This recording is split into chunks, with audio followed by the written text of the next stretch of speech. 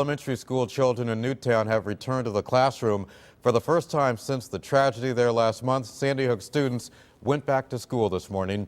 News 8's Kim Pierce in Monroe, where extra efforts are being made to make those children feel safe. Kent?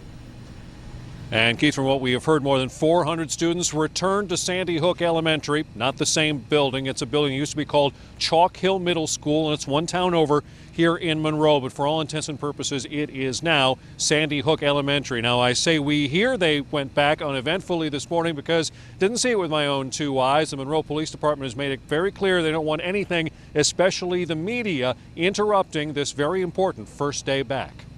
Go for 105. After the awful tragedy in Newtown, the whole world wanted to help. But after the memorials and vigils were over, the best help was anything that would get things somewhat back to normal for the survivors. Fortunately, the next town over had an empty school, so Monroe invited Newtown to use the former Chalk Hill Middle School. Crews worked around the clock for 3 weeks to make it look as much like Sandy Hook Elementary as possible, right down to where in their desks the kids left their crayons. They created what police described as the safest school in America. But just to be sure, as it opened today, officers from all over the state patrolled the streets around the school to keep everyone safe from harm and from the media. Camera crews were kicked off the streets even miles away and told to gather at Wolf Park so that the courageous students and staff would have as little disruption as possible as they tried to get on with their lives. It won't be heavy curriculum, but they need to do the kinds of things that are important for kids and to have a normal routine.